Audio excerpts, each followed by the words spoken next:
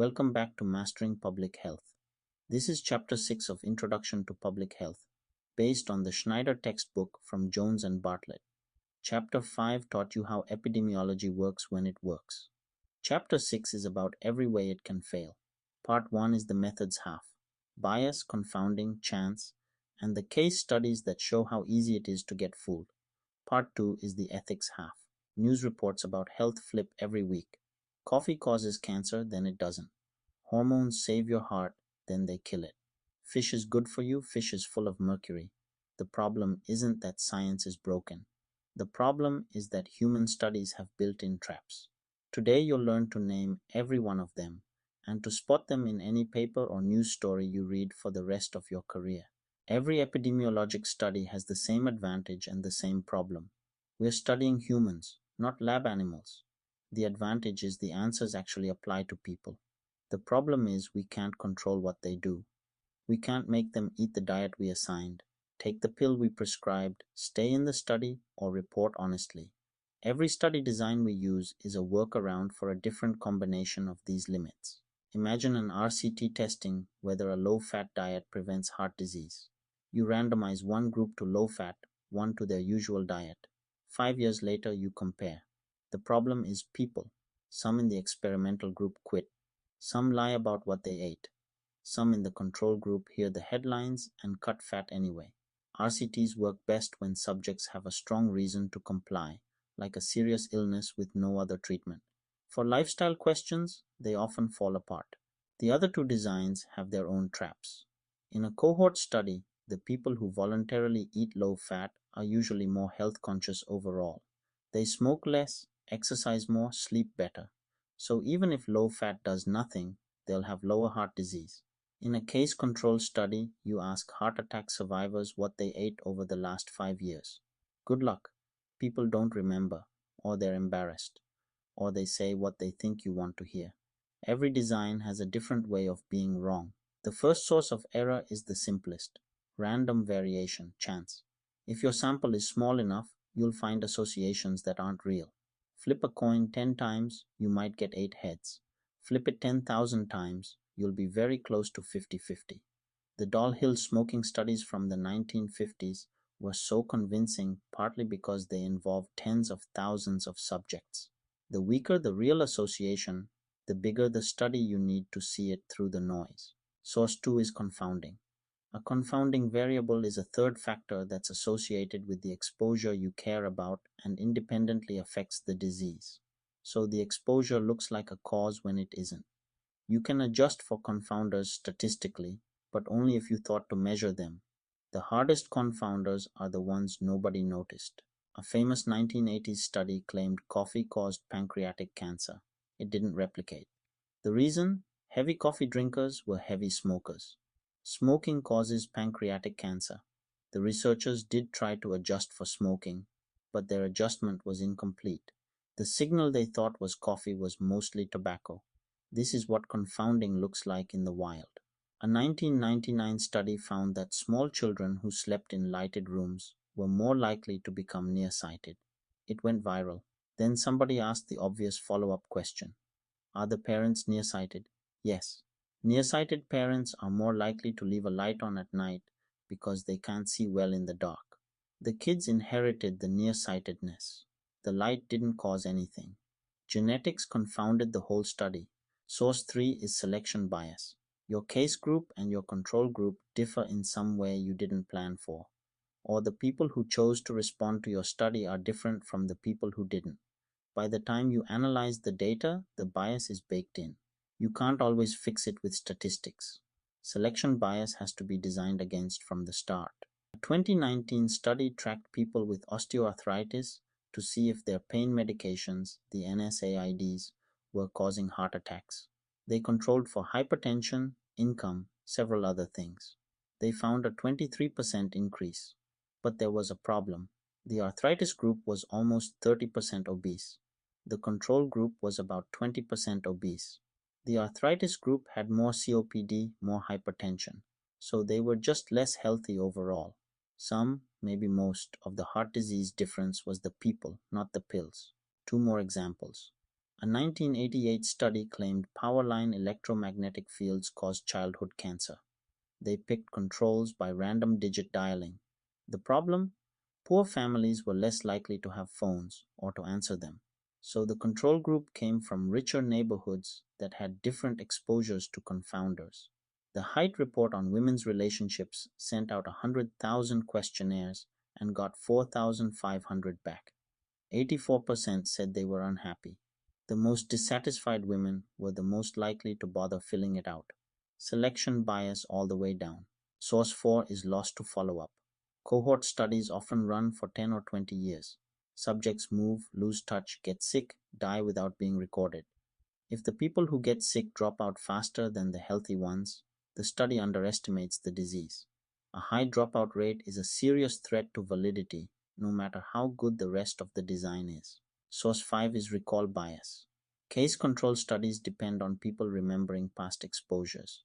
The trouble is, cases and controls remember differently. Imagine the mother of a child born with a malformation. She has replayed every choice she made during pregnancy. The mother of a healthy child has thought about it once, maybe never. Underweight people overreport their fat intake. Obese people underreport. Heavy drinkers underreport their drinking. None of these people are lying. Memory just isn't neutral.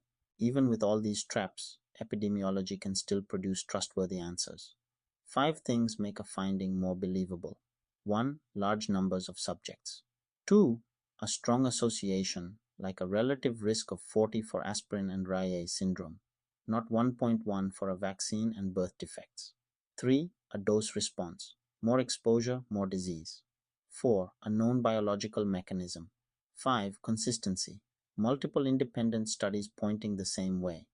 The more of these you have, the closer you are to causation. First case study. In 2018, JAMA Internal Medicine published a study claiming that traffic fatalities spiked on April 20th, the unofficial cannabis holiday. Researchers compared fatalities on April 20th between 4:20 p.m. and midnight to the same hours on April 13th and April 27th, the 2 surrounding weeks. They found a 12% bump. The Los Angeles Times ran the headline. It was treated as a real result. 2 other epidemiologists, Harper and Palayu, ran the same test. But they did it for every single day of the year, comparing each day to 1 week before and after. April 20th didn't stand out at all. New Year's Day, July 4th, those did, by a lot. The April 20th signal was probably random variation, possibly amplified because the 2 control days, April 13th and 27th, happened to be unusually low. The original study had only 15 April 20ths to work with. Tiny sample, cherry-picked controls. The whole finding evaporated. Second case study, hormone replacement therapy. By the late 1990s, the Nurses' Health Study had been running for over 2 decades. It found that postmenopausal women on hormone therapy had 61% less heart disease and 75% fewer hip fractures than women not on it. By 1999, almost 40% of postmenopausal women in America were taking it. The medical consensus was that hormones protected the female heart and bones. Then a randomized trial showed up. In July 2002, the Women's Health Initiative, a randomized controlled trial of HRT, was stopped early.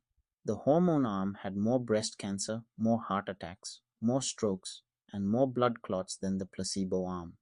HRT sales fell by half within 6 months. So how did decades of cohort studies get it wrong?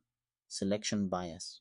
Women who chose to take hormones in the observational studies were healthier to begin with. Younger, thinner, better insurance, better access to care. The hormones weren't doing the protecting. The selection was. The Schneider textbook is from 2021. Epidemiology has moved since then. 6 updates worth knowing for your exams and your career, all tied to primary sources. Pills tell you the journal. Update 1. The biggest methodological shift in the last decade. Target trial emulation. The idea is that if you specify your observational study like an RCT, decide eligibility, treatment assignment, and follow-up rules in advance, you can get answers that closely match what an actual trial would have shown. A 2023 project called RCT Duplicate compared 32 emulated trials to the real thing. most matched. The New England Journal of Medicine ran a perspective on this in 2024. The textbook's hierarchy of evidence needs to make room for it. Update 2. In May 2024, the Women's Health Initiative investigators published a 30-year retrospective in JAMA. Their bottom line: hormone therapy should not be used for chronic disease prevention. Full stop.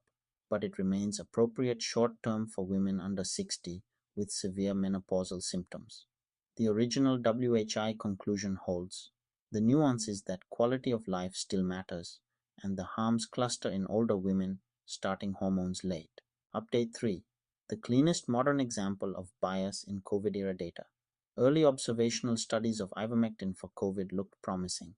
When researchers pooled 33 randomized trials with over 10,000 patients in a 2022 BMC infectious diseases analysis, the mortality benefit disappeared.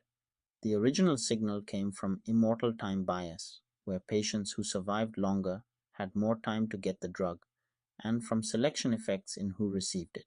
The trials settled it. The textbook's thesis that observational data fools you and RCTs correct you played out in real time. Update 4.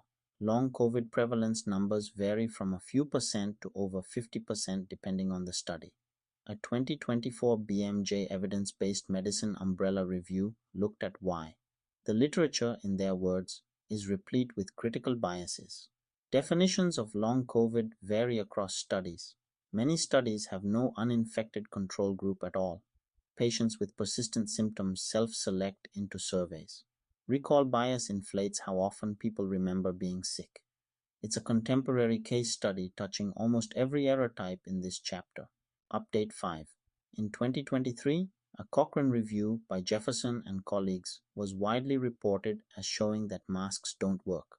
Cochrane's editor-in-chief publicly corrected this.